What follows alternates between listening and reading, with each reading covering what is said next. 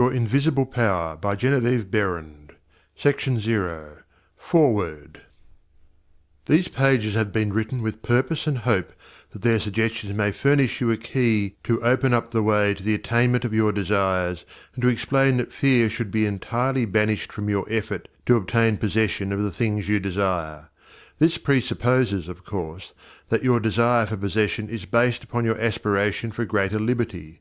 For example, you feel that the possession of more money, lands, or friends will make you happier, and your desire for possession of these things arises from a conviction that their possession will bring you liberty and happiness. In your effort to possess, you will discover that the thing you most and ultimately need is to be, always, not spasmodically, your best self. That self which understands that the mistakes of those you love are simply misunderstandings. Your feeling that greater possessions, no matter of what kind they may be, will of themselves bring you contentment or happiness, is a misunderstanding. No person, place, or thing can give you happiness. They may give you cause for happiness and a feeling of contentment, but the joy of living comes from within. Therefore, it is here recommended, rather than otherwise, that you should make the effort to obtain the things which you feel will bring you joy, provided, as previously stated, that your desires are in accord with the joy of living. It is also desired, in this volume, to suggest the possibilities in store for all who make persistent effort to understand the law of visualization and make practical application of this knowledge on whatever plane he or she may be. The word effort, as here employed, is not intended to convey the idea of strain. All study and meditation should be without strain or tension. It has been my endeavour to show that by starting at the beginning of the creative action or the mental picture, certain corresponding results are sure to follow. While the laws of the universe cannot be altered, they can be made to work under specific conditions, thereby producing results for individual advancement which cannot be obtained under the spontaneous working of the law provided by nature. However far the suggestions I have given you of the possibilities in store for you through visualizing may carry you beyond your past experience, they nowhere break the continuity of the law of cause and effect. If, through the suggestions given here, anyone is brought to realize that their mind is a centre through and in which all power there is in operation, simply waiting to be given direction in the one and only way through which it can take specific action, and this means reaction in concrete or physical form, then the mission to which this book is dedicated has been fulfilled. Try to remember that the picture you think, feel, and see is reflected into the universal mind, and by the natural law of reciprocal action must return to you in either spiritual or physical form. Knowledge of this law of reciprocal action between the individual and the universal mind opens to you free access to all you may wish to possess or to be. It must be steadfastly borne in mind that all this can only be true for the individual who recognizes that they derive their power to make an abiding mental picture from the all-originating universal spirit of life, God, and can be used constructively only so long as it is employed and retained in harmony with the nature of the spirit which originated it. To ensure this, there must be no inversion of the thought of the individual regarding their relationship to this universal originating spirit, which is that of a son or daughter, through which the parent mind acts and reacts. Thus conditioned, whatever you think and feel yourself to be, the creative spirit of life is bound to faithfully reproduce in a corresponding reaction. This is the great reason for picturing yourself and your affairs as you wish them to be as existing facts, though invisible to the physical eye, and live in your picture. An honest endeavour to do this, always recognizing that your own mind is a projection of the originating spirit, will prove to you that the best there is yours in all your ways. End of foreword.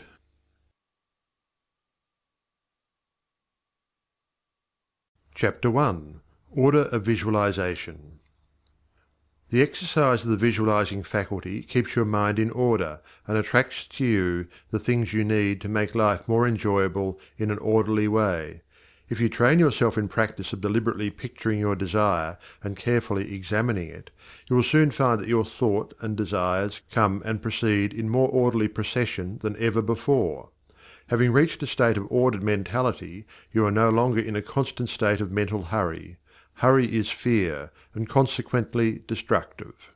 In other words, when your understanding grasps the power to visualize your heart's desire and hold it with your will, it attracts to you all things requisite to the fulfillment of that picture by the harmonious vibrations of the law of attraction.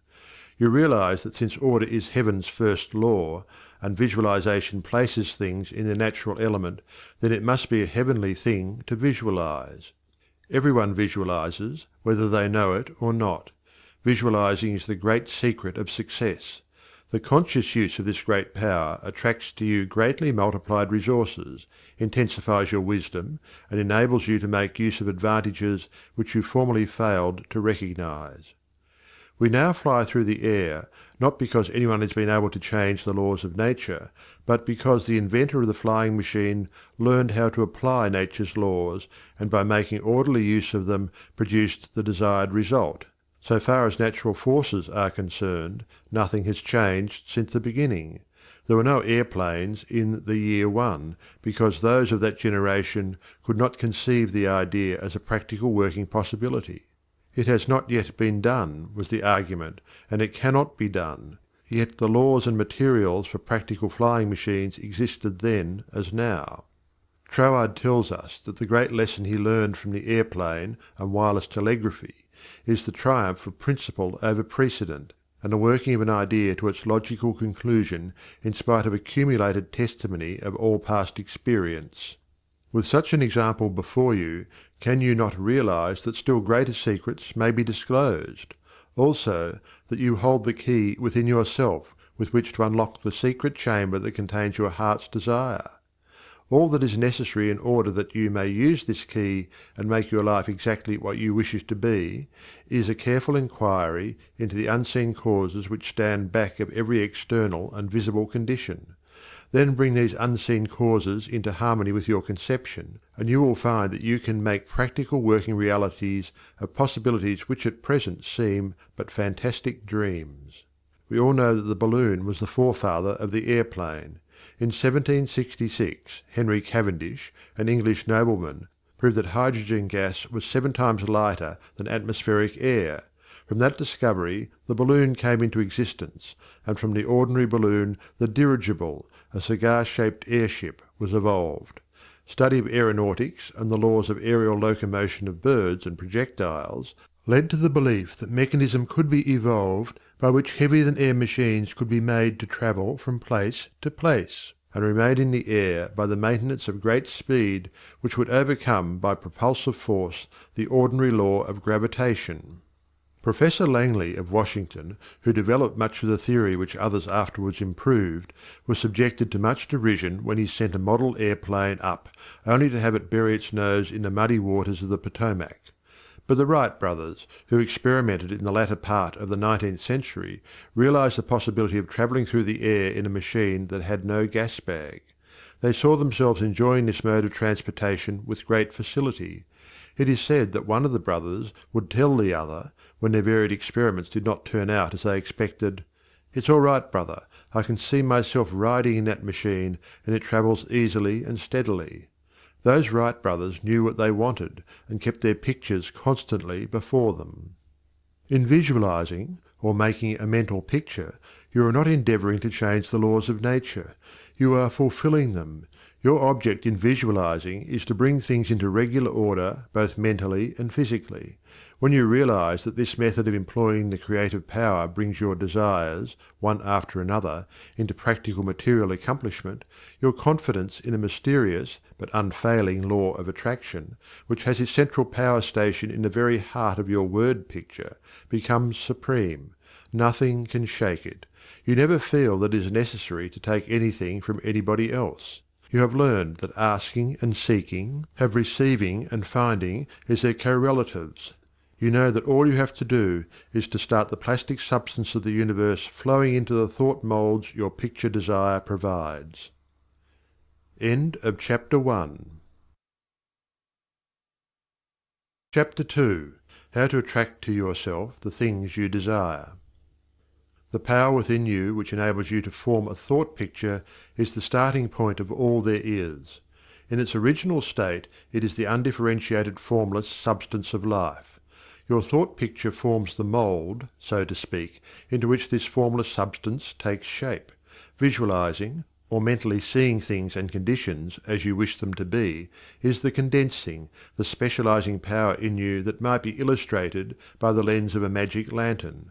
The magic lantern is one of the best symbols of this imaging faculty. It illustrates the working of the creative spirit on the plane of the initiative and selection, or in its concentrated specializing form, in a remarkably clear manner. This picture slide illustrates your own mental picture, invisible in the lantern of your mind until you turn on the light of your will. That is to say, you light up your desire with absolute faith that the creative spirit of life in you is doing the work. By the steady flow of light of the will on the spirit, your desired picture is projected upon the screen of the physical world, an exact reproduction of the pictured slide in your mind. Visualizing without a will sufficiently steady to inhibit every thought and feeling contrary to your picture would be as useless as a magic lantern without the light. On the other hand, if your will is sufficiently developed to hold your picture in thought and feeling, without any ifs, simply realizing that your thought is the great attracting power, then your mental picture is as certain to be projected upon the screen of your physical world as any pictured slide put into the best magic lantern ever made. Try projecting the picture in a magic lantern with a light that is constantly shifting from one side to the other, and you will have the effect of an uncertain will. It is as necessary that you should always stand back of your picture with a strong, steady will, as it is to have a strong, steady light back of a picture slide. The joyous assurance with which you can make your picture is the very powerful magnet of faith, and nothing can obliterate it. You are happier than you ever were, because you have learned to know where your source of supply is, and you rely upon its never-failing response to your given direction. When all is said and done, happiness is the one thing which every human being wants, and the study of visualization enables you to get more out of life than you ever enjoyed before. Increasing possibilities keep opening out, more and more, before you. A businessman once told me that since practicing visualization and forming the habit of devoting a few minutes each day to thinking about his work as he desired it to be in a large, broad way, his business had more than doubled in 6 months. His method was to go into a room every morning before breakfast and take a mental inventory of his business as he had left it the night before, and then enlarge upon it. He said he expanded and expanded in this way until his affairs were in remarkably successful condition. He would see himself in his office doing everything that he wanted done. His occupation required him to meet many strangers every day. In his mental picture he saw himself meeting these people, understanding their needs, and supplying them in just the way they wished. This habit, he said, had strengthened and steadied his will in an almost inconceivable manner. Furthermore, by thus mentally seeing things as he wished them to be, he had acquired the confident feeling that a certain creative power was exercising itself for him and through him, for the purpose of improving his little world. When you first begin to visualize seriously, you may feel, as many others do, that someone else may be forming the same picture you are, and that, naturally, would not suit your purpose. Do not give yourself any unnecessary concern about this. Simply try to realize that your picture is an orderly exercise of the universal creative power specifically applied. Then you may be sure that no one can work in opposition to you. The universal law of harmony prevents this. Endeavor to bear in mind that your mental picture is universal mind exercising its inherent powers of initiative and selection specifically. God, or universal mind, made man for the specific purpose of differentiating himself through him. Everything that is came into existence in this same way, by this self-same law of self-differentiation, and for the same purpose. First the idea, the mental picture, or the prototype of the thing, which is the thing itself, in its incipiency or plastic form. The great architect of the universe contemplated himself as manifesting through his polar opposite, matter, and the idea expanded and projected itself until we have a world, many worlds. Many people ask, but why should we have a physical world at all? The answer is, because it is the nature of originating substance to solidify under directivity rather than activity, just as it is the nature of wax to harden when it becomes cold, or plaster of Paris to become firm and solid when exposed to the air.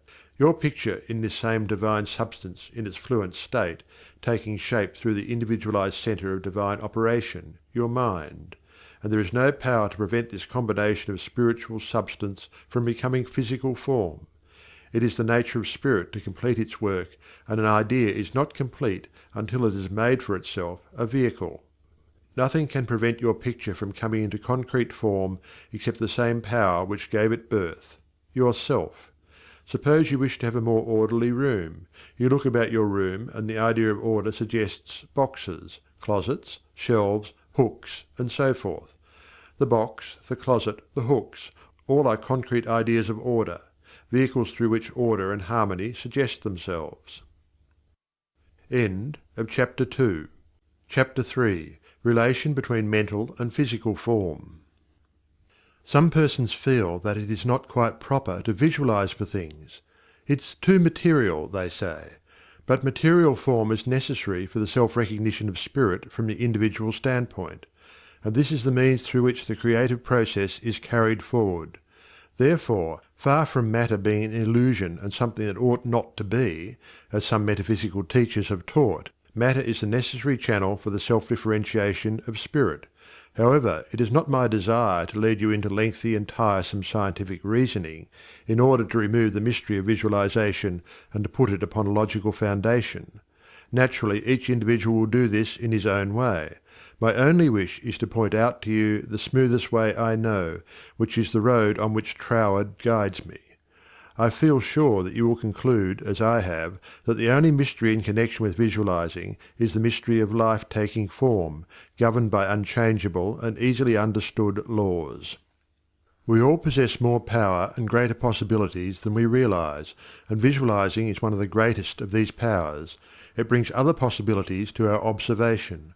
When we pause to think for a moment, we realize that for a cosmos to exist at all, it must be the outcome of a cosmic mind, which binds all individual minds to certain generic unities of action, thereby producing all things as realities and nothing as illusions.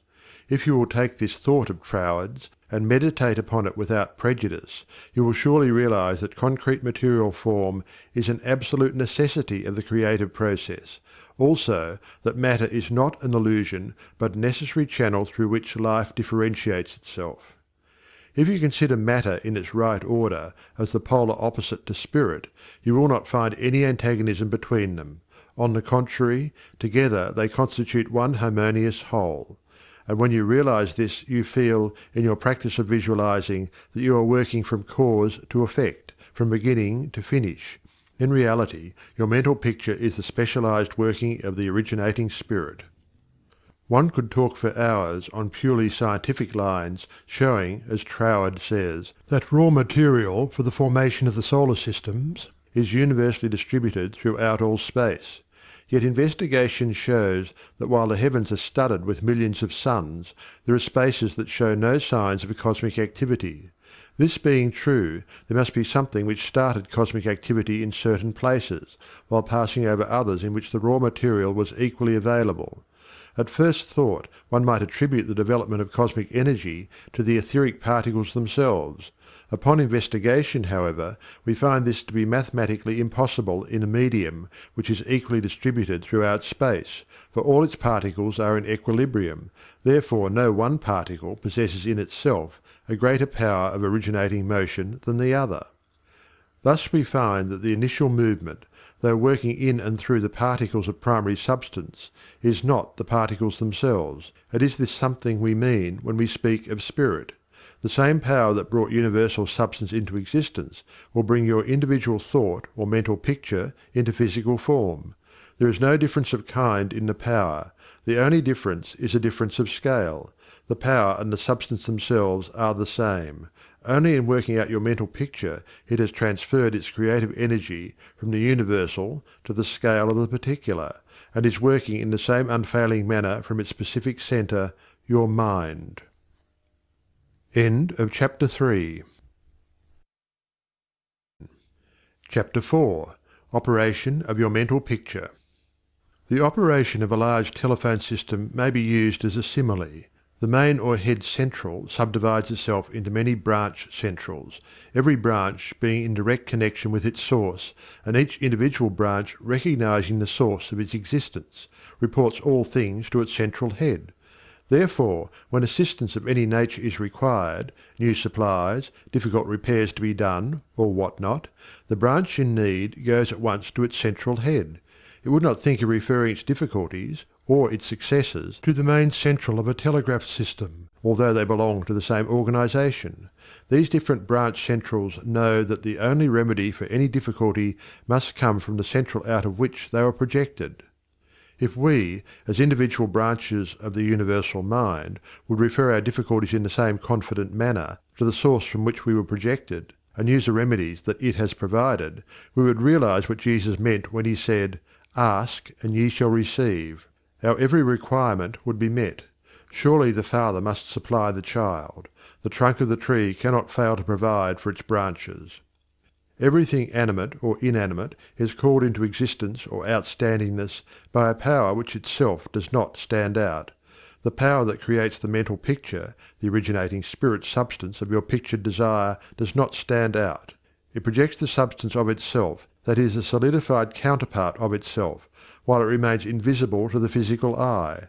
Only those will ever appreciate the value of visualizing who are able to realize Paul's meaning when he said, "The worlds were formed by the word of God.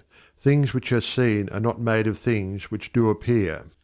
There is nothing unusual or mysterious in the idea of your pictured desire coming into material evidence. It is the working of a universal natural law. The world was projected by the self-contemplation of the universal mind, and this same action is taking place in its individualized branch, which is the mind of man. Everything in the whole world has its beginning in mind, and comes into existence in exactly the same manner from the hat on your head to the boots on your feet. All are projected thoughts, solidified. Your personal advance in evolution depends upon your right use of the power of visualizing, and your use of it depends on whether you recognize that you, yourself, are a particular center through and in which the originating spirit is finding ever new expression for potentialities already existing within itself. This is evolution, this continual unfolding of existing, though outwardly invisible things. Your mental picture is the force of attraction that evolves and combines the originating substance into specific shape. Your picture is the combining and evolving powerhouse, so to speak, through which the originating creative spirit expressed itself. Its creative action is limitless, without beginning and without end, and always progressive and orderly. It proceeds stage by stage, each stage being necessary preparation for the one to follow. Now let us see if we can get an idea of the different stages by which the things in the world have come to be. Troward says, if we can get at the working principle which is producing these results, we can very quickly and easily give it personal application. First, we find that the thought of originating life, or spirit, about itself, is its simple awareness of its own being, and this produced a primary ether, a universal substance out of which everything in the world must grow. Troward also tells us that though this awareness of being is a necessary foundation for any further possibilities, it is not much to talk about. It is the same with individualized spirit, which is yourself. Before you would entertain the idea of making a mental picture of your desire as being at all practical, you must have some idea of your being, of your I am, and just as soon as you are conscious of your I amness, you begin to wish to enjoy the freedom which this consciousness suggests. You want to do more and be more, and as you fulfill this desire within yourself, localized spirit begins conscious activities in you. The thing you are most concerned with is the specific action of the creative spirit of life, universal mind specialized. The localized God germ in you is your personality, your individuality, and since the joy of absolute freedom is the inherent nature of this God germ, it is natural that it should endeavor to enjoy itself through its specific center. And as you grow in the comprehension that your being, your individuality, is God particularizing himself, you naturally develop divine tendencies. You want to enjoy life and liberty, you want freedom in your affairs as well as in your consciousness, and it is natural that you should. Always with this progressive wish there is a faint thought picture. As your wish and your recognition grow into an intense desire, this desire becomes a clear mental picture. For example, a young lady studying music wishes she had a piano in order to practice at home. She wants the piano so much that she can mentally see it in one of the rooms. She holds the picture of the piano and indulges in a mental reflection of the pleasure and advantage it will be to have the piano in the corner of the living room. One day she finds it there just as she had pictured it. As you grow in understanding as to who you are, where you came from, and what the purpose of your being is, how you are to fulfill the purpose for which you are intended, you will more and more afford a centre through which the creative spirit of life can enjoy itself. And you will realize that there can be but one creative process filling all space, which is the same in its potentiality, whether universal or individual.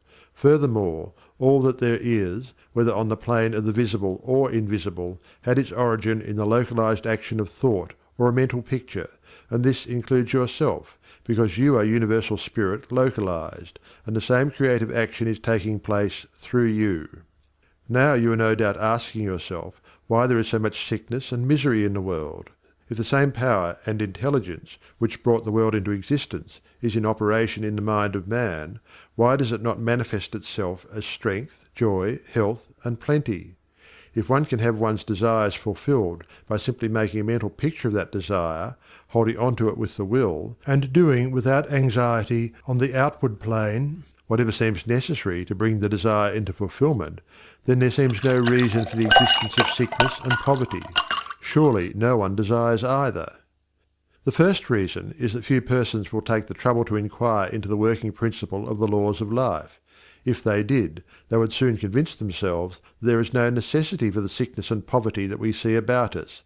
They would realize that visualizing is a principle and not a fallacy. There are a few who have found it worthwhile to study this simple, though absolutely unfailing law that will deliver them from bondage. However, the race as a whole is not willing to give the time required for this study. It is either too simple or too difficult. They may make a picture of their desire, with some little understanding of visualizing, for a day or two, but more frequently it is for an hour or two. But if you will insist upon mentally seeing yourself surrounded by things and conditions as you wish them to be, you will understand that the creative energy sends its plastic substance in the direction indicated by the tendency of your thoughts. Herein lies the advantage of holding your thought in the form of a mental picture.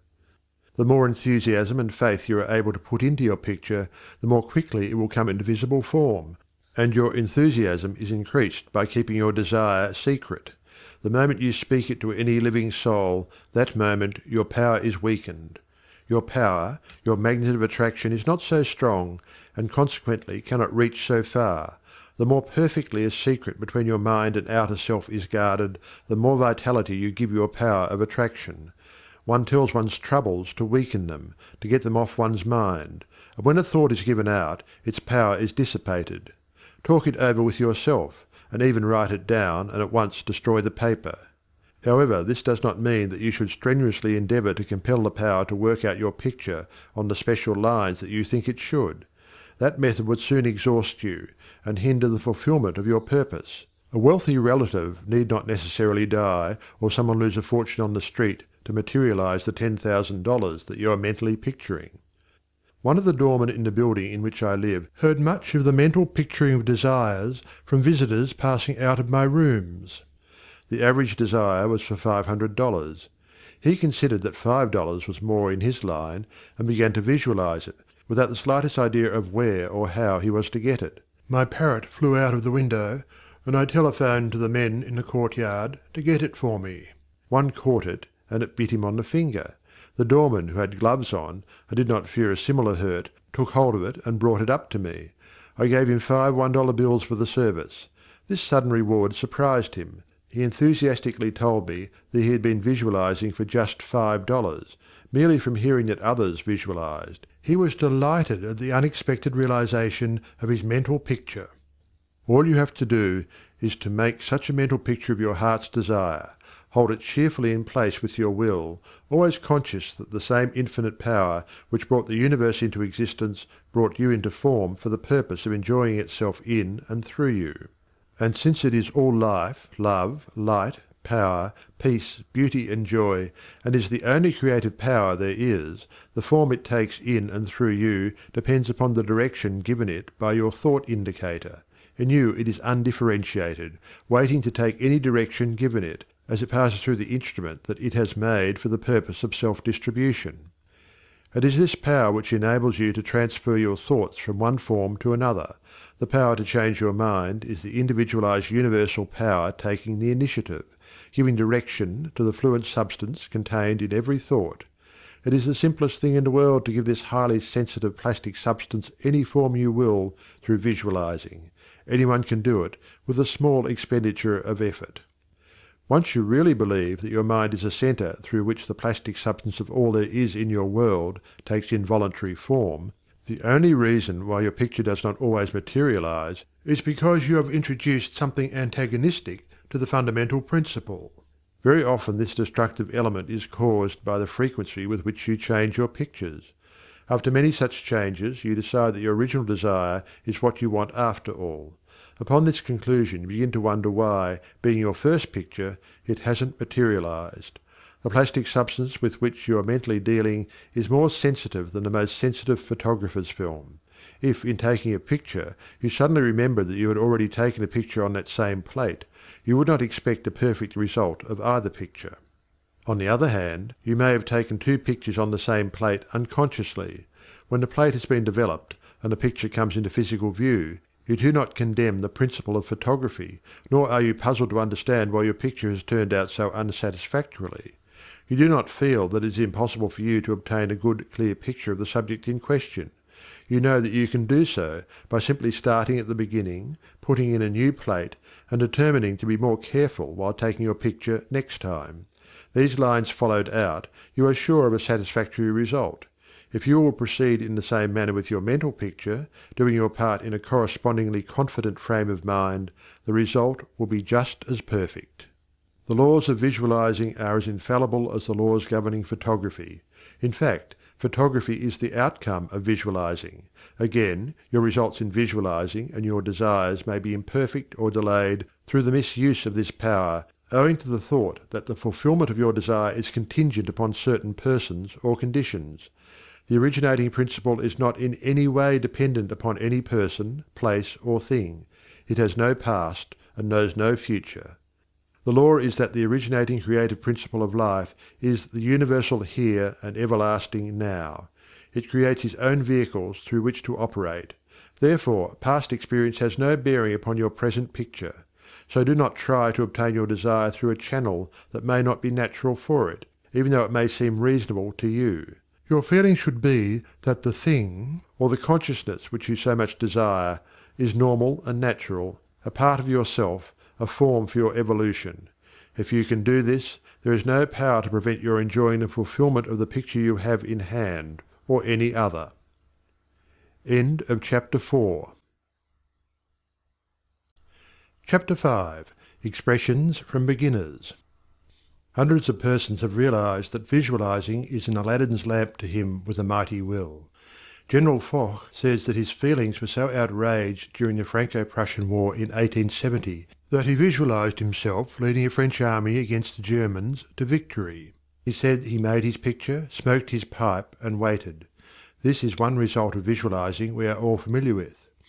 A famous actress wrote a long article in one of the leading Sunday papers last winter, describing how she rid herself of excessive body fat and weight by seeing her figure constantly as she wished it to be. A very interesting letter came to me from a doctor's wife while I was lecturing in New York. She began with the hope that I would never discontinue my lectures on visualization, making humanity realize the wonderful fact that they possess the method of liberation within themselves. Relating her own experience, she said that she had been born on the east side of New York in the poorest quarter. From earliest girlhood she had cherished a dream of marrying a physician some day. This dream gradually formed a stationary mental picture. The first position she obtained was in the capacity of a nursemaid in a physician's family. Leaving this place, she entered the family of another doctor. The wife of her employer died, and in time the doctor married her, the result of her long-pictured yearning. After that, both she and her husband conceived the idea of owning a fruit farm in the south. They formed a mental picture of the idea and put their faith in its eventual fulfilment. The letter she sent me came from their fruit farm in the south. It was while at the farm that the doctor's wife wrote me. Her second mental picture had seen the light of materialization. Many letters of a similar nature come to me every day. The following is a case that was printed in the New York Herald last May. Atlantic City, May 5th. She was an old woman, and when she was arraigned before Judge Clarence Goldenberg in the police court today, she was so weak and tired she could hardly stand. The judge asked the court attendant what she was charged with. "Stealing a bottle of milk, Your Honour," repeated the officer. "She took it from the doorstep of a downtown cottage before daybreak this morning." "Why did you do that?" Judge Goldenberg asked her. "I was hungry," the old woman said. "I didn't have a cent in the world, and no way to get anything to eat except to steal it. I did not think anyone would mind if I took a bottle of milk." "What's your name?" asked the judge. "Weinberg," said the old woman. "Elizabeth Weinberg." Judge Goldenberg asked her a few questions about herself. Then he said, "Well, you're not very wealthy now, but you're no longer poor. I've been searching for you for months. I've got $500 belonging to you from the estate of a relative. I'm the executor of the estate." Judge Goldenberg paid the woman's fine out of his own pocket, and then escorted her into his office, where he turned the legacy over to her and sent a policeman out to find her a lodging place. I learned later that this little woman had been desiring and mentally picturing $500, while all the time ignorant of how it could possibly come to her, but she kept her vision and strengthened it with her faith. In a recent edition of Good Housekeeping there was an article by Addington Bruce entitled "Stiffening Your Mental Backbone." It is very instructive and would benefit anyone to read it. He says, in part, "Form the habit of devoting a few moments every day to thinking about your work in a large, broad, imaginative way, as a vital necessity to yourself and a useful service to society." Huntington, the great railway magnate, before he started building his road from coast to coast, said that he took hundreds of trips all along the line before there was a rail laid. It was said that he would sit for hours with a map of the United States before him and mentally travel from coast to coast, just as we do now over his fulfilled mental picture. It would be possible to call your attention to hundreds of similar cases. The best method of picturing to yourself that which you may desire is both simple and enjoyable, if you once understand the principle back of it well enough to believe it. First, and above everything else, be sure of what it is you really want. Then specialize your desire along these lines. End of Chapter 5. Chapter 6. Suggestions for making your mental picture. Perhaps you want to feel that you've lived to some purpose. You want to be content and happy, and feel that with good health and with successful business you could enjoy this state of mind. After you have decided once and for all that this is what you want, you proceed to picture yourself healthy, and your business just as great a success as you can naturally conceive it growing into. The best time for making your definite picture is just before breakfast and before retiring at night. As it is necessary to give yourself plenty of time, it may be necessary to rise earlier than is your usual habit. Go into a room where you will not be disturbed. Meditate for a few moments upon the practical working of the law of visualizing, and ask yourself, how did the things about me first come into existence? How may I find it helpful to get more quickly in touch with the invisible supply? Someone felt that comfort would be better expressed and experienced by sitting on a chair than on the floor. The very beginning of the meditation, the chair, was the desire to be at ease. With this came the picture of some sort of a chair. The same principle applies to the hat and the clothes that you wear. Go carefully into this thought of the principle back of the thing. Establish it as a personal experience. Make it a fact to your consciousness. If you are thorough in this, you will find yourself in the deep consciousness beneath the surface of your own thought power. Then open a window, take about 10 deep breaths, and during the time draw a large imaginary circle of light around you. As you inhale, keeping yourself in the centre of this circle of light, see great rays of light coming from the circle and entering your body at all points, centralizing itself at your solar plexus. Hold the breath a few moments at this central light of your body, the solar plexus, then slowly exhale. As you do this, mentally see imaginary rays or sprays of light going up through the body and down and out through the feet. Mentally spray your entire body with this imaginary light. When you have finished the breathing exercise, sit in a comfortable upright chair and mentally know that there is but one life, one substance, and this life substance of the universe is finding pleasure in self-recognition in you. Repeat some affirmation of this kind until you feel the truth and reality of the words that you are affirming. Then begin your picture. Whether your desire is for a state of consciousness or a possession, large or small, begin at the beginning. If you want a house, begin by seeing yourself in the kind of house you desire. Go all through it, taking careful note of the rooms, where the windows are situated, and such other details as help you to feel the reality of your concept. You might change some of the furniture and look into some of the mirrors, just to see how healthy, wealthy, and happy you look. Go over your picture again and again until you feel the reality of it. Then write it all down just as you have seen it, with the feeling that the best there is mine.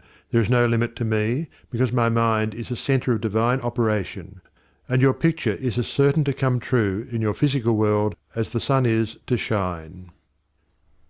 End of Chapter 6. Chapter 7. Things to remember in using your thought power for the production of new conditions. 1. Be sure to know what conditions you wish to produce, then weigh carefully to what further results the accomplishment of your desire will lead. 2. By letting your thought dwell upon a mental picture, you are concentrating the creative spirit to this centre, where all its forces are equally balanced. 3. Visualizing brings your objective mind into a state of equilibrium, which enables you to consciously direct the flow of spirit to a definitely recognized purpose, and to carefully guide your thought from including a flow in the opposite direction. 4. You must always bear in mind that you are dealing with a wonderful potential energy, which is not yet differentiated into any particular mould, and that, by the action of your mind, you can differentiate it into any specific mould that you will.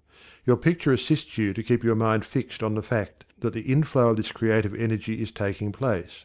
Also, by your mental picture, you are determining the direction you wish the sensitive creative power to take, and by doing this, the externalization of your picture is a certainty. 5. Remember, when you are visualizing properly, that there is no strenuous effort on your thoughts to hold your thought forms in place. Strenuous effort defeats your purpose and suggests the consciousness of an adverse force to be fought against, and this creates conditions adverse to your picture. 6. By holding your picture in a cheerful frame of mind, you shut out all thoughts that would disperse the spiritual nucleus of your picture.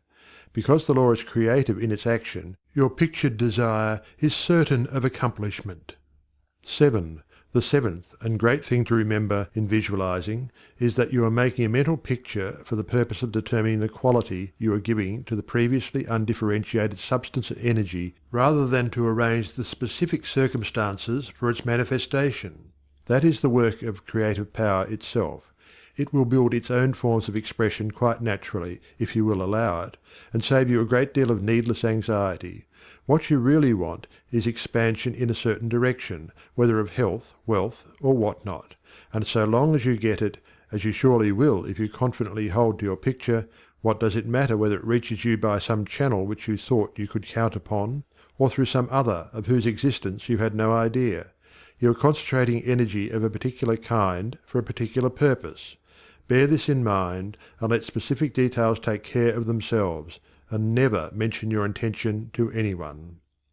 Remember always that nature, from her clearly visible surface to her most arcane depths, is one great storehouse of light and good, entirely devoted to your individual use. Your conscious oneness with the great whole is the secret of success, and when once you have fathomed this, you can enjoy your possession of the whole or a part of it at will, because by your recognition you have made it, and can increasingly make it yours. Never forget that every physical thing, whether for you or against you, was a sustained thought before it was a thing. Thought as thought is neither good nor bad. It is creative action and always takes physical form. Therefore the thoughts you dwell upon become the things you possess or do not possess. End of Chapter 7. Chapter 8. Why I took up the study of mental science. I have frequently been questioned about my reasons for taking up the study of mental science, and as to the results of my search, not only in knowledge of principles, but also in the application of that knowledge to the development of my own life and experience. Such inquiries are justifiable, because one who essays the role of a messenger and teacher of psychological truths can only be effective and convincing as he or she has tested them in the laboratory of mental experience. This is particularly true in my case, as the only personal pupil of Thomas Troward, the greatest master of mental science of the present day, whose teaching is based upon the relation borne by the individual mind toward the universal creative mind, which is the giver of life, and the manner in which that relation may be invoked to secure expansion and fuller expression in the individual life. The initial impulse toward the study of mental science was an overwhelming sense of loneliness. In every life there must come some such experiences of spiritual isolations as, at that period, pervaded my life. Notwithstanding the fact that each day found me in the midst of friends, surrounded by mirth and gaiety, there was a persistent feeling that I was alone in the world. I had been a widow for about 3 years, wandering from country to country, seeking for peace of mind. The circumstances and surroundings of my life were such that my friends looked upon me as an unusually fortunate young woman. Although they recognized that I had sustained a great loss when my husband died, they knew that he had left me well provided for, free to go anywhere at pleasure, and having many friends. Yet if my friends could have penetrated my inmost emotions, they would have found a deep sense of emptiness and isolation. This feeling inspired a spirit of unrest that drove me on and on in fruitless search upon the outside for that which I later learned could only be obtained from within. I studied Christian Science, but it gave me no solace, though fully realizing the great work the scientists were doing, and even having the pleasure and privilege of meeting Mrs. Eddy personally. But it was impossible for me to accept the fundamental teachings of Christian Science and make practical application of it. When about to abandon the search for contentment and resign myself to resume a life of apparent amusement, a friend invited me to visit the great seer and teacher Abdu'l-Baha. After my interview with this most wonderful of men, my search for contentment began to take a change. He had told me that I would travel the world over seeking the truth, and when I had found it, would speak it out. The fulfilment of the statement of this great seer then seemed to be impossible. But it carried a measure of encouragement, and at least indicated that my former seeking had been in the wrong direction. I began, in a feeble and groping way, to find contentment within myself, for had he not intimated that I should find the truth? This was the big thing, and about the only thing I remember of our interview. A few days later, upon visiting the office of a New Thought practitioner, my attention was attracted to a book on his table entitled The Edinburgh Lectures on Mental Science by Thomas Troward. It interested me to see that Troward was a retired divisional judge from the Punjab, India. I purchased the book, thinking I would read it through that evening. Many have endeavoured to do the same thing, only to find, as I did, that the book must be studied in order to be understood, and hundreds have decided, just as I did, to give it their undivided attention. After finding this treasure book, I went to the country for a few days, and while there studied the volume as thoroughly as I could. It seemed extremely difficult, and I decided to purchase another book of Troward's, in the hope that its study might not require so much of an effort. Upon inquiry I was told that a subsequent volume, The Door Lectures, was much the simpler and better of the two books. When I procured it, I found that it also must be studied. It took me weeks and months to get even a vague conception of the meaning of the first chapter of Door, which is entitled Entering into the Spirit of It. I mean by this that it took me months to enter into the spirit of what I was reading. But in the meantime a paragraph from page 26 arrested my attention as seeming the greatest thing I had ever read. I memorized it and endeavoured with all my soul to enter into the spirit of Troward's words. The paragraph reads, "My mind is a centre of divine operation. The divine operation is always for expansion and fuller expression, and this means the production of something beyond what has gone before, something entirely new, not included in the past experience, though proceeding out of it by an orderly sequence of growth. Therefore, Since the divine cannot change its inherent nature, it must operate in the same manner with me. Consequently, in my own special world of which I am the centre, it will move forward to produce new conditions, always in advance of any that have gone before. It took an effort on my part to memorize this paragraph, but in the endeavour towards this end the words seemed to carry with them a certain stimulus. Each repetition of the paragraph made it easier for me to enter into the spirit of it. The words expressed exactly what I had been seeking for. My one desire was for peace of mind. I found it comforting to believe that the divine operation in me could expand to fuller expression and produce more and more contentment. In fact, a peace of mind and a degree of contentment greater than I had ever known. The paragraph further inspired me with deep interest to feel that the life spark in me could bring into my life something entirely new. I did not wish to obliterate my past experience, but that was exactly what Troward said it would not do. The divine operation would not exclude my past experience, but proceeding out of them would bring some new thing that would transcend anything that I had ever experienced before. Meditation on these statements brought with it a certain joyous feeling. What a wonderful thing it would be if I could accept and sincerely believe, beyond all doubt, that this one statement of Troward's was true. Surely the divine could not change its inherent nature, and since divine life is operating in me, I must be divinely inhabited, and the divine in me must operate just as it operates upon the universal plane. This meant that my whole world of circumstances, friends and conditions would ultimately become a world of contentment and enjoyment of which I am the centre. This would all happen just as soon as I was able to control my mind, and thereby provide a concrete centre around which the divine energies could play. Surely it was worth trying for. If Troward had found this truth, why not I? This idea held me to my task. Later I determined to study with the man who had realized and given to the world so great a statement. It had lifted me from my state of despondency. The immediate difficulty was the need for increased finances. End of chapter 8. Chapter 9. How I attracted to myself $20,000.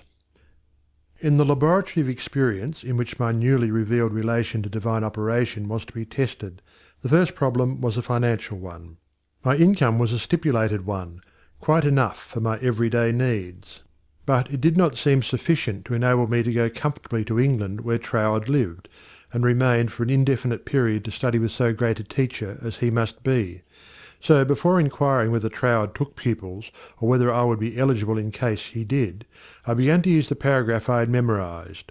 Daily, in fact almost hourly, the words were in my mind. My mind is a centre of divine operation, and divine operation means expansion into something better than has gone before. From the Edinburgh lectures I had read something about the law of attraction, and from the chapter of Causes and Conditions I had gleaned a vague idea of visualizing. So every night, before going to sleep, I made a mental picture of the desired $20,000. 20 $1,000 bills were counted over each night in my bedroom, and then, with the idea of more emphatically impressing my mind with the fact that this $20,000 was for the purpose of going to England and studying with Troward, I wrote out my picture, saw myself buying my steamer ticket, walking up and down the ship's deck from New York to London, and finally saw myself accepted as Troward's pupil. This process was repeated every morning and every evening, always impressing more and more fully upon my mind Troward's memorized statement, "My mind is a centre of divine operations." I endeavoured to keep this statement in the back part of my consciousness all the time, with no thought in mind as to how the money might be obtained. Probably the reason why there was no thought of the avenues through which the money might reach me was because I could not possibly imagine where the $20,000 would come from. So I simply held my thoughts steady and let the power of attraction find its own ways and means. One day, while walking on the street, taking deep breathing exercises, the thought came, "My mind is surely a centre of divine operation. If God fills all space, then God must be in my mind also. If I want this money to study with Troward, that I may know the truth of life, then both the money and the truth must be mine, though I am unable to feel or see the physical manifestation of either. Still, I declared, it must be mine." While these reflections were going on in my mind, there seemed to come up from within me the thought, I am all the substance there is. Then from another channel in my brain the answer seemed to come. Of course, that's it. Everything must have its beginning in mind. The I, the idea, must be the only one and primary substance there is, and this means money as well as everything else. My mind accepted this idea, and immediately all the tension of mind and body was relaxed. There was a feeling of absolute certainty of being in touch with all the power life has to give. All thought of money, teacher, or even my own personality vanished in the great wave of joy which swept over my entire being. I walked on with this feeling of joy steadily increasing and expanding until everything about me seemed to glow with resplendent light. Every person I passed was illuminated as I was. All consciousness of personality had disappeared, and in its place there came that great and almost overwhelming sense of joy and contentment. That night, when I made my picture of the $20,000, it was with an entirely changed aspect. On previous occasions, when making my mental picture, I had felt that I was waking up something within myself. This time there was no sensation of effort. I simply counted over the $20,000. Then, in the most unexpected manner, from a source of which I had no consciousness at the time, there seemed to open a possible avenue through which the money might reach me. At first it took great effort not to be excited. It all seemed so wonderful, so glorious to be in touch with supply. But had not Troward cautioned his readers to keep all excitement out of their minds in the first flush of realization of union with infinite supply, and to treat this fact as a perfectly natural result that had been reached through our demand? This was even more difficult for me than it was to hold the thought that all the substance there is I am, I, idea, am the beginning of all form, visible or invisible. Just as soon as there appeared a circumstance which indicated the direction through which the $20,000 might come, I not only made a supreme effort to regard the indicated direction calmly as the first sprout of the seed I had sown in the Absolute, but left no stone unturned to follow up that direction by fulfilling my part. By so doing, one circumstance seemed naturally to lead to another, until, step by step, my desired $20,000 was secured. To keep my mind poised and free from excitement was my greatest effort. This first concrete fruition of my study of mental science as expounded by Troward's book had come by a careful following of the methods he had outlined. In this connection, therefore, I can offer to the reader no better gift than to quote Troward's book, The Edinburgh Lectures, from which may be derived a complete idea of the line of action I was endeavouring to follow. In the chapter on causes and conditions, he says, "To get good results, we must properly understand our relation to the great impersonal power we are using. It is intelligent and we are intelligent, and the two intelligences must cooperate. We must not fly in the face of the law expecting it to do for us what it can only do through us, and we must therefore use our intelligence with the knowledge that it is acting as the instrument of a greater intelligence, and because we have this knowledge we may and should cease from all anxiety as to the final result. In actual practice we must first form the ideal conception of our object with the definite intention of impressing it upon the universal mind. It is this thought that takes such thought out of the region of mere causal fancies, and then affirm that our knowledge of the law is sufficient reason for a calm expectation of a corresponding result, and that therefore all necessary conditions will come to us in due order. We can then turn to the affairs of our daily life with the calm assurance that the initial conditions are either there already or will soon come into view. If we do not at once see them, let us rest content with the knowledge that the spiritual prototype is already in existence, and wait till some circumstance pointing in the desired direction begins to show itself. It may be a very small circumstance, but it is the direction and not the magnitude that is to be taken into consideration.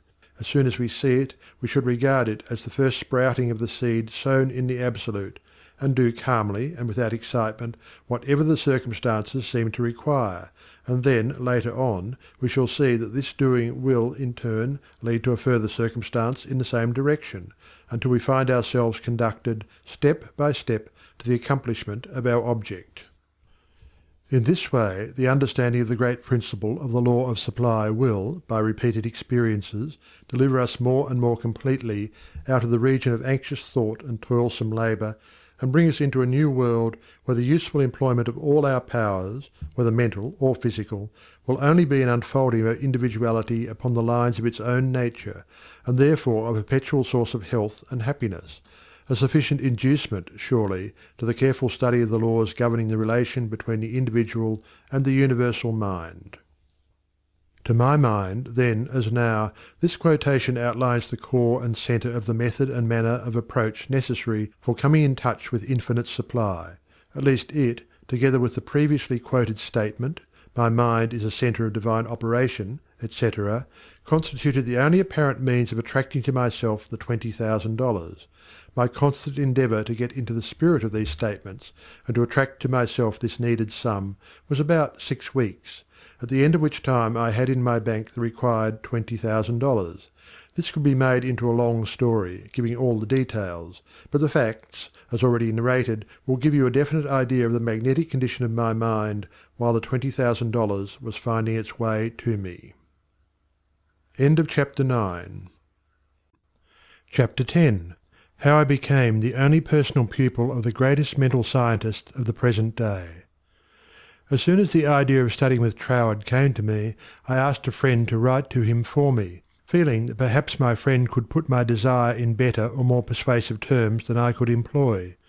To all the letters written by this friend I received not one reply.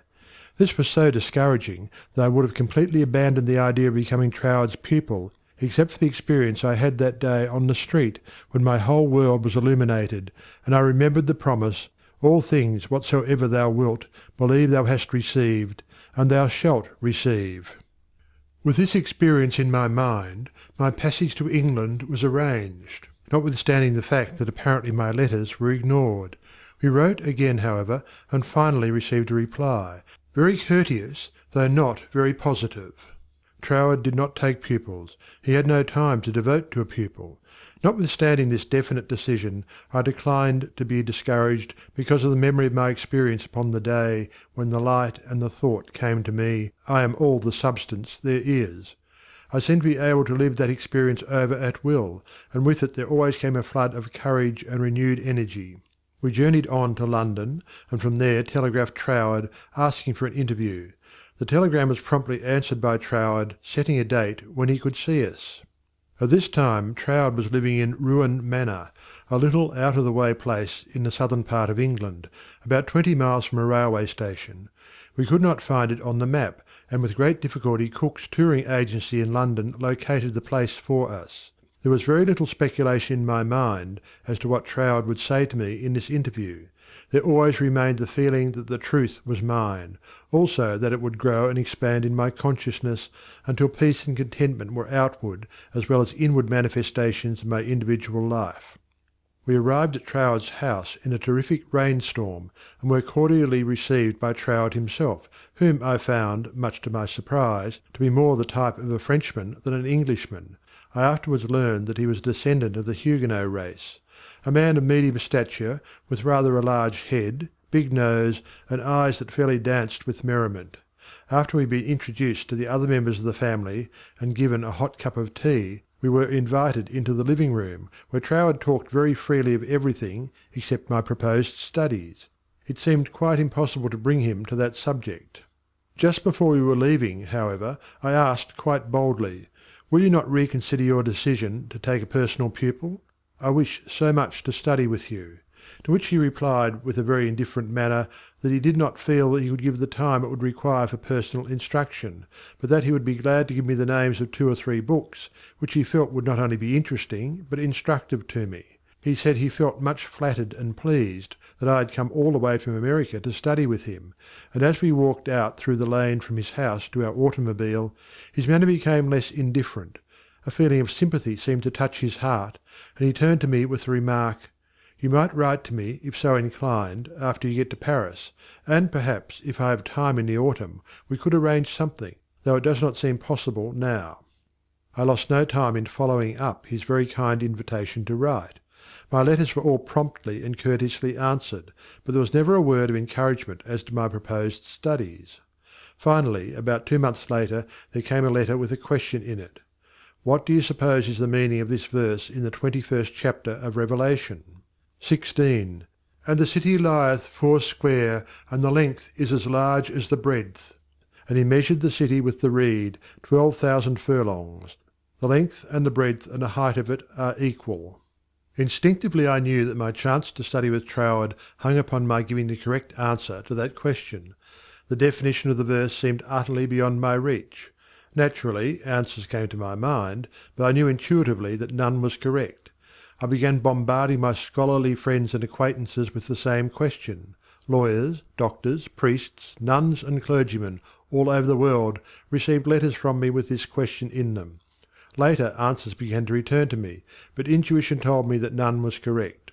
All the while I was endeavouring to find the answer for myself, but none seemed to come. I memorized the verse in order that I might meditate upon it.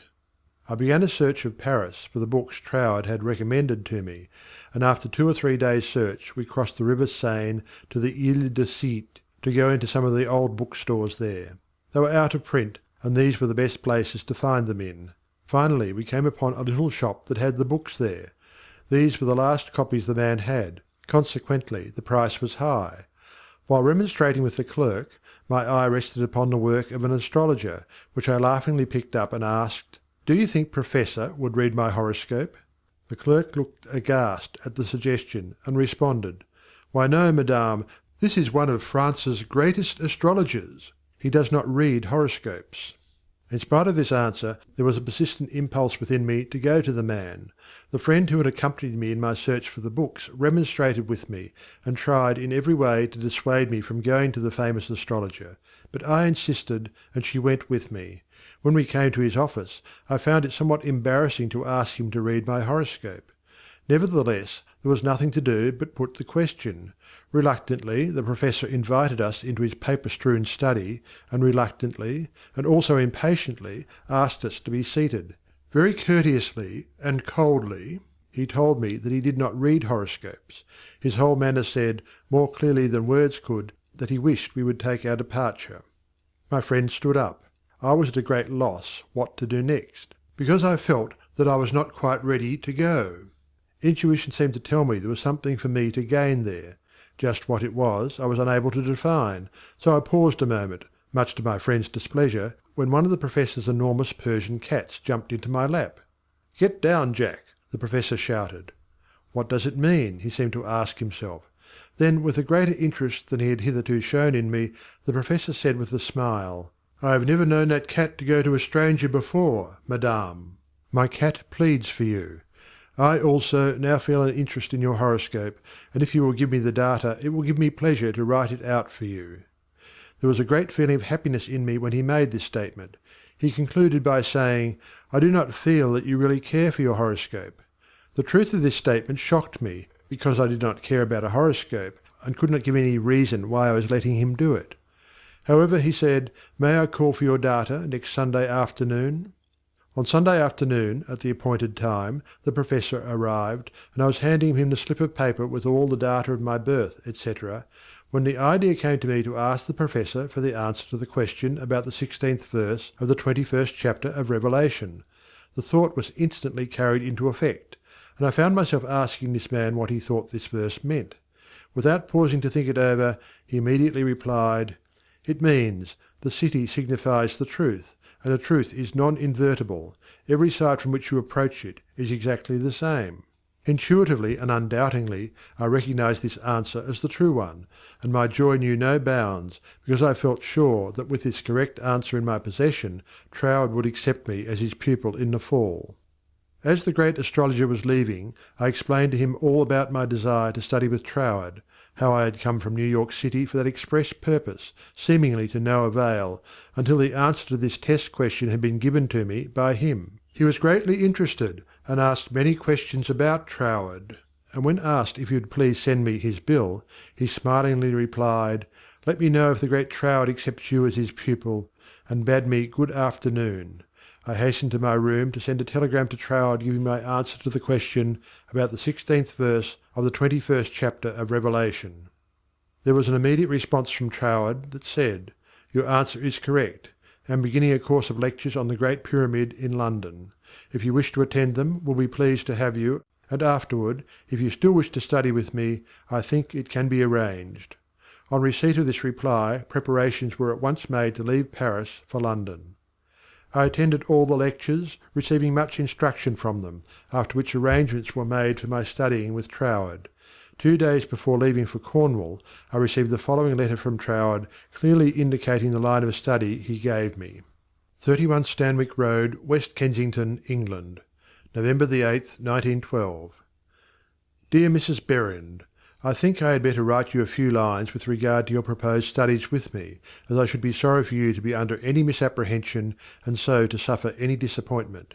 I have studied the subject now for several years, and have a general acquaintance with the leading features of most of the systems which, unfortunately, occupy attention in many circles at the present time, such as Theosophy, the Tarot, the Kabbalah, and the like, and I have no hesitation in saying that to the best of my judgment all sorts and descriptions of so-called occult study are in direct opposition to the real life-giving truth, and therefore you must not expect any teaching on such lines as these.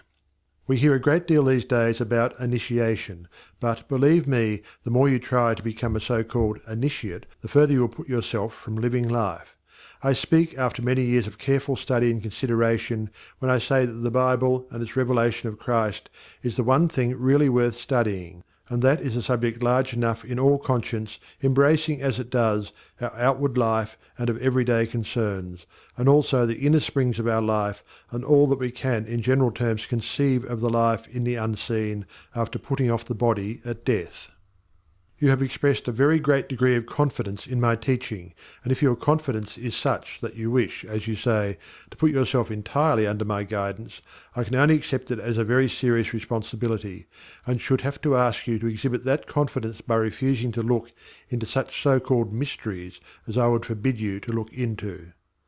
I am speaking from experience, but the result will be that much of my teaching will appear to be very simple, perhaps to some extent dogmatic, and you will say that you have heard much of it before. Faith in God, prayer and worship, approach to the Father through Christ, all this is, in a certain sense, familiar to you, and all I can hope to do is perhaps to throw a little more light on these subjects, that they may become to you not merely traditional words, but present living facts. I have been thus explicit, as I do not want you to have any disappointment, and also I should say that our so-called course of study will only be friendly conversations at such times as we can fit them in, either you coming to our house or I to yours, as may be most convenient at the time. Also, I will lend you some books that will be helpful, but they are very few and in no sense occult. Now, if all this falls in with your ideas, we shall, I am sure, be very glad to see you at Ruan Manor, and that you will find that the residents there, though few, are very friendly, and the neighbourhood very pretty. But, on the other hand, if you feel you want some other source of learning, do not mind saying so, only you will never find any substitute for Christ. I trust you will not mind my writing you like this, but I do not want you to come all the way down to Cornwall, and then be disappointed. With kindest regards, yours sincerely, signed, T. Troward. This copy of Troward's letter, to my mind, is the greatest thing I can give you. End of Chapter 10. Chapter 11. How to bring the power in your word into action. In your every word there is the power germ that expands and projects itself in the direction your word indicates, and ultimately develops into physical expression. For example, you wish to establish joy in your consciousness. Just repeat the word joy secretly, persistently, and emphatically. The joy germ begins to expand and project itself until your whole being is filled with joy. This is not a mere fancy, but a truth. Once you experience this power, you will daily prove that these facts have not been fabricated to fit a theory, but the theory has been built up by careful observation of facts. Everyone knows that joy comes from within. Another may give you cause for joy, but no one can be joyous for you. Joy is a state of consciousness, and consciousness is purely, Troward says, mental. Mental faculties always work under something which stimulates them, and this stimulus may come either from without, through the external senses, or from within, by the consciousness of something not perceptible on the physical plane. The recognition of this interior source of stimulus enables you to bring into your consciousness any state you desire. Once a thing seems normal to you, it is as surely yours, through the law of growth and attraction, as it is yours to no addition after you have the conscious use of figures. This method of repeating the word makes the word in all its limitless meaning yours, because words are the embodiment of thoughts, and thought is creative, neither good nor bad, simply creative. This is the reason why faith builds up and fear destroys. Only believe, and all things are possible unto you. It is faith that gives you dominion over every adverse circumstance or condition. It is your word of faith that sets you free, not faith in any specific thing or act, but simple faith in your best self in all ways. It is because of this ever-present creative power within the heart of the word that makes your health, your peace of mind, and your financial condition a reproduction of your most habitual thought. Try to believe and understand this, and you will find yourself master of every adverse circumstance or condition, a prince of power. End of chapter 11. Chapter 12. How to increase your faith. But, you ask, how can I speak the word of faith when I have little or no faith? Every living thing has faith in something or somebody. It is the quality of the creative energy in the positive faith thought which gives it vitality, not the form it takes. Even intense fear is alive with faith. You fear smallpox because you believe it possible for you to contract it. You fear poverty and loneliness because you believe them possible for you. It is your habitual tendency of thought that reappears in your mind, your body, and your affairs, not the occasional thought upon some specific line or desire. It is the faith which understands that every creation had its birth in the womb of thought words that gives you dominion over all things, your lesser self included, and this feeling of faith is increased and intensified through observing what it does. This observation is the observation of your state of consciousness when you did, not when you hoped you might, but feared it was too good to be true. How did you feel that time when you simply had to bring yourself into a better frame of mind, and did, or you had to have a certain thing, and got it? Live these experiences over again and again, mentally, until you really feel in touch with the self that knows and does, and the best there is yours. End of chapter 12.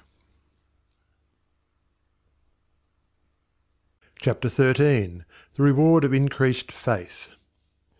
Because you have expanded your faith into the faith and laws of the universe that know no failure, your faith in the best of yourself, the principle of life in you, has brought you into conscious realization that you are not a victim of the universe, but a part of it.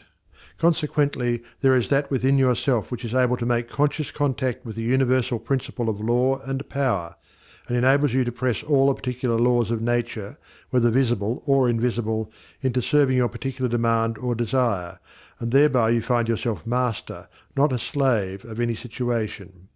Troward tells us that this mastering is to be accomplished by knowledge, and the only knowledge which will afford this purpose, in all its measureless immensity, is the knowledge of the personal element in universal spirit, and its reciprocity to our own personality. In other words, the words you think, the personality you feel yourself to be, are all reproductions in miniature or specialized God or universal spirit. All your word thoughts were God word forms before they were yours. The words you use are the instruments, channels, through which the creative energy takes shape. Naturally, this sensitive creative power can only reproduce in accordance with the instrument through which it passes. All disappointments and failures are the result of endeavouring to think one thing and produce another. This is just as impossible as it would be for an electric fan to be used for lighting purposes, or for water to flow through a crooked pipe in a straight line. The water must take the shape of the pipe through which it flows. Even more truly, this sensitive, invisible, fluent substance must reproduce outwardly the shape of the thought word through which it passes. This is the law of its nature. Therefore it logically follows, as a man thinketh, so is he. Hence, when your thought, or word form, is in correspondence with the eternal constructive and forward movement of the universal law, then your mind is the mirror in which the infinite power and intelligence of the universe sees itself reproduced, and your individual life becomes one of harmony. End of chapter 13. Chapter 14. How to make nature respond to you. It should be steadily borne in mind that there is an intelligence and power in all nature and all space that is always creative and infinitely sensitive and responsive. The responsiveness of its nature is twofold. It is creative and amenable to suggestion. Once the human understanding grasps this all-important fact, it realizes the simplicity of the law of life. All that is necessary is to realize that your mind is a center of divine operation, and consequently contains that within itself which accepts suggestions, and expect all life to respond to your call, and you will find suggestions which tend to the fulfillment of your desire coming to you, not only from your fellow men, but also from the flowers, the grass, the trees, and the rocks, which will enable you to fulfill your heart's desire, if you act upon them in confidence on this physical plane. Faith without works is dead, but faith with works sets you absolutely free. End of chapter 14. Chapter 15. Faith with Works. What it has accomplished. It is said of Tyson, the great Australian millionaire, that the suggestion to make the desert land of Australia blossom as the rose came to him from a modest little Australian violet, while he was working as a bushman for something like 3 shillings a day. He used to find these friendly little violets growing in certain places in the woods, and something in the flower touched something akin to itself in the mind of Tyson, and he would sit on the side of his bunk at night and wonder how flowers and vegetable life could be given an opportunity to express itself in the desert land of Australia. No doubt he realized that it would take a long time to save enough money to put irrigating ditches in the desert lands, but his thought and feeling were sure it could be accomplished, and if it could be done, he could do it. If there was a power within himself that was able to capture the idea, then there must be a responsive power within the idea itself that could bring itself into a practical physical manifestation. He resolutely put aside all questions as to the specific ways and means which would be employed in bringing his desire into physical manifestation, and simply kept his thoughts centred upon the idea of making fences and seeing flowers and grass where none existed. Since the responsiveness of reproductive creative power is not limited to any local condition of mind, his habitual meditation and mental picture set his ideas free to roam in an infinitude, and attract to themselves other ideas of a kindred nature. Therefore it was not necessary for Tyson to wait and see his ideas and desires fulfilled until he had saved from his 3 shillings a day enough money to irrigate the land, for his ideas found other ideas in the financial world which were attuned in sympathy with themselves, and doors of finance were quickly opened. All charitable institutions are maintained upon the principle of the responsiveness of life. If this were not true, no one would care to give, simply because another needed. The law of demand and supply, cause and effect, can never be broken. Ideas attract to themselves kindred ideas. Sometimes they come from a flower, a book, or out of the invisible. You are sitting or walking, intent upon an idea not quite complete as to the ways and means of fulfilment, and behold along comes another idea, from no one can tell where, and finds friendly lodging with your idea, one idea attracting another, and so on until your desires are physical facts. You may feel the necessity for an improvement in your finances, and wonder how this increase can be brought about, when there seems to suddenly come from within the idea that everything had its birth in thought, even money, and your thoughts turn their course.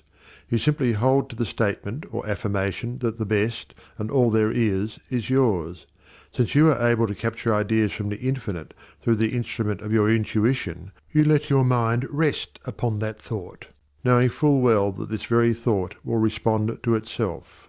Your inhibition of the thought of doubt and feeling of anxiety enables the reassuring ideas to establish themselves and attract to themselves I can and I will ideas, which gradually grow into physical form of the desire in mind. In the conscious use of the universal power to reproduce your desires in physical form, 3 facts should be borne in mind. First, all space is filled with a creative power. Second, this creative power is amenable to suggestion. Third, it can only work by deductive methods. As Troward tells us, this last is an exceedingly important point, for it implies that the action of the ever-present creative power is in no way limited by precedent. It works according to the essence of the spirit of the principle. In other words, this universal power takes its creative direction from the word you give it. Once man realizes this great truth, it becomes the most important of all his consideration with what character this sensitive reproductive power is invested. It is the unvarying law of this creative life principle that as a man thinketh in his heart, so is he. If you realize the truth that the only creative power can be to you only what you feel and think it to be, it is willing and able to meet your demands. Troward says, "If you think your thought is powerful, then your thought is powerful. As a man thinketh in his heart, so is he, is the law of life, and the creative power can no more change this law than an ordinary mirror can reflect back to you a different image than the object you hold before it. As you think, so are you, does not mean as you tell people you think, or as you would wish the world to believe you think.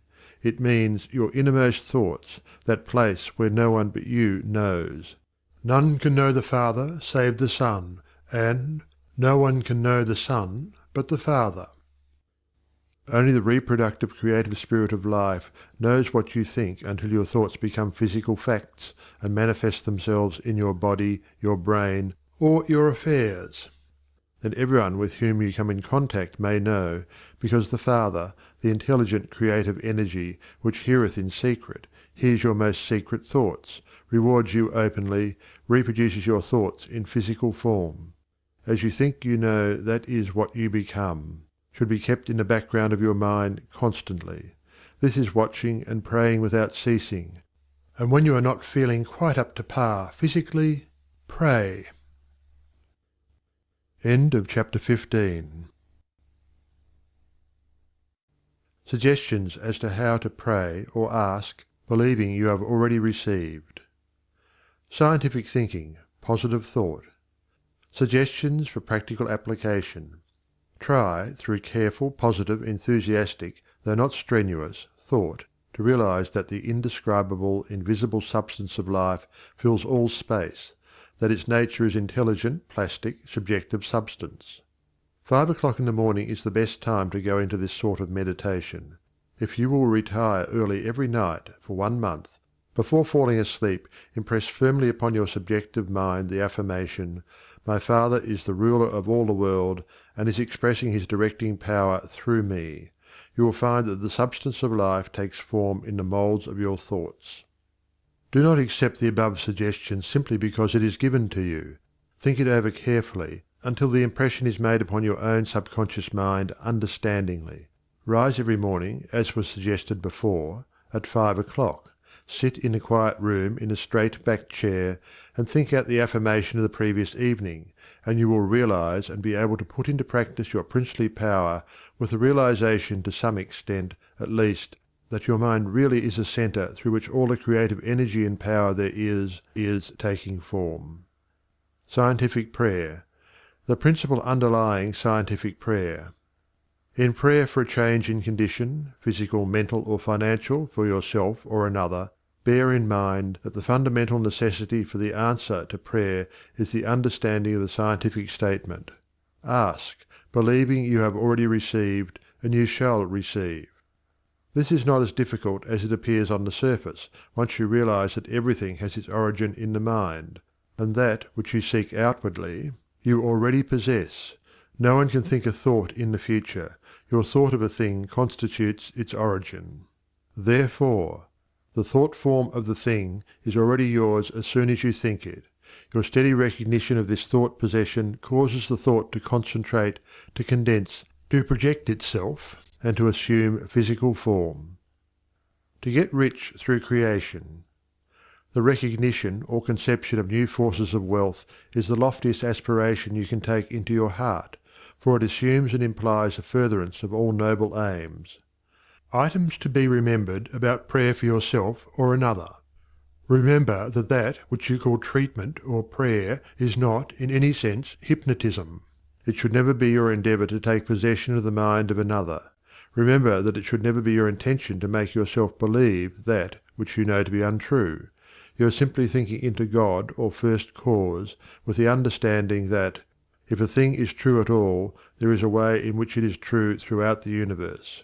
Remember that the power of thought works by absolutely scientific principles.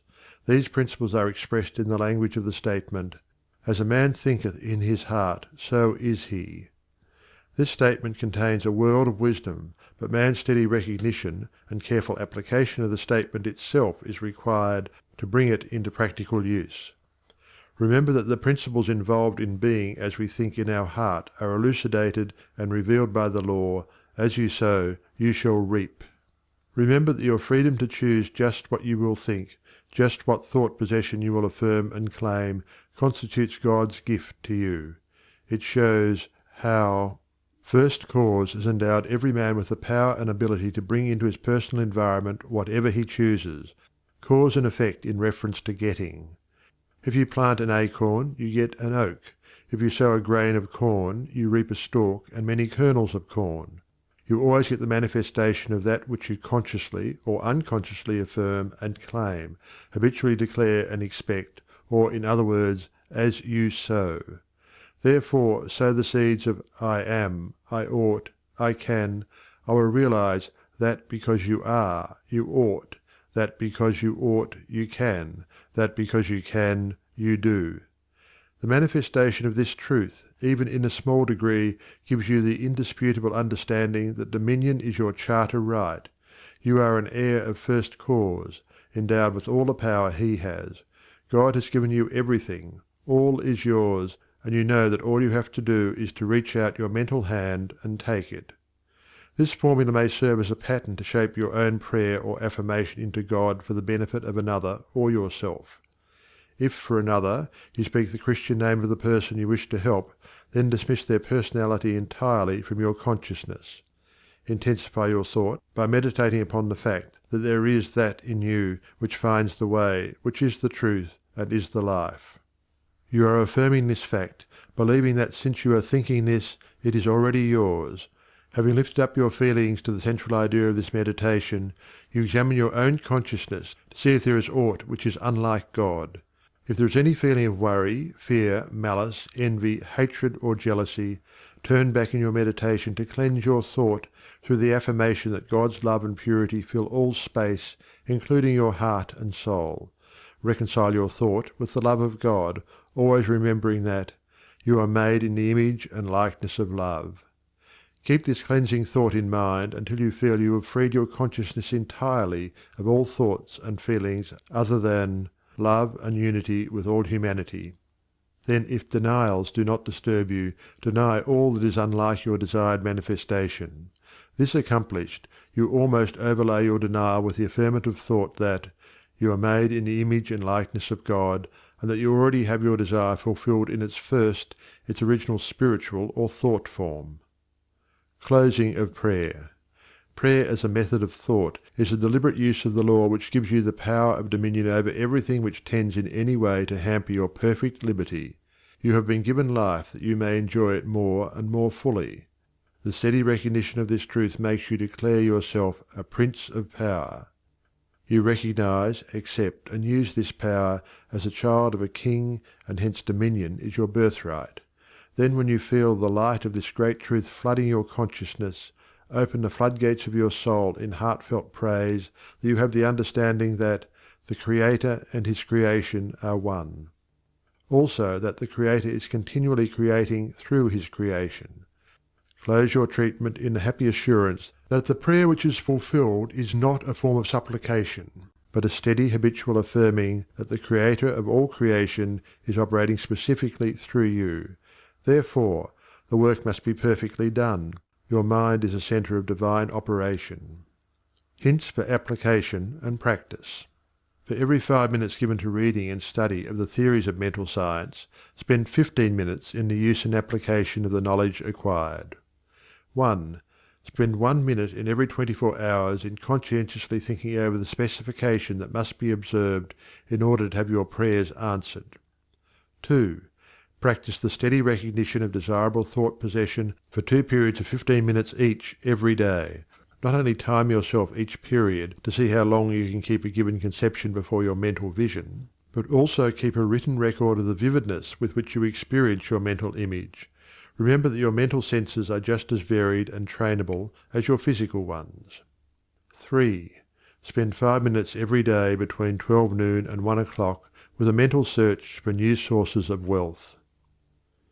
End of chapter 16. Chapter 17. Things to Remember. Remember that the greatest mental scientist the world has ever known, Jesus Christ, the man, said that all things are possible unto you. Also, the things I do, you can do. Did he tell the truth? Jesus did not claim to be more divine than you are. He declared the whole human race children of God. By birth he was no exception to this rule. The power he possessed was developed through his personal effort. He said you could do the same if you would only believe in yourself. A great idea is valueless unless accompanied by physical action. God gives the idea, man works it out on the physical plane. All that is really worthwhile is contentment. Self-command alone can produce it. The soul and body are one. Contentment of mind is contentment of soul, and contentment of soul means contentment of body. If you wish health, watch your thoughts, not only of your physical being, but your thoughts about everything and everybody.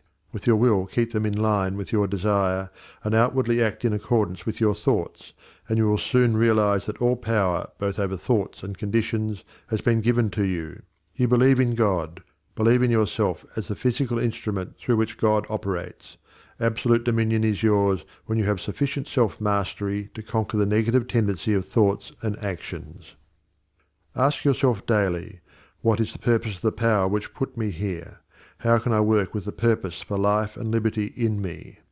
Upon having decided these questions, endeavour hourly to fulfil them. You are a law unto yourself.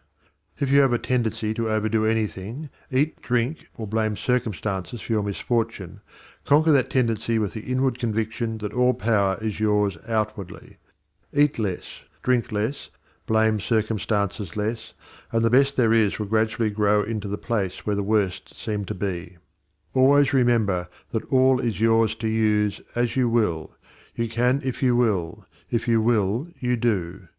God the Father blesses you with all he has to give. Make good godly use of it. The reason for greater success when you first began your studies and demonstrations in mental science is that your joy and enthusiasm at the simple discovery of the power within was greater than you have been able to put into your understanding later. With increased understanding, put increasing joy and enthusiasm, and the results will correspond. End of chapter 17. End of Your Invisible Power by Genevieve Behrend.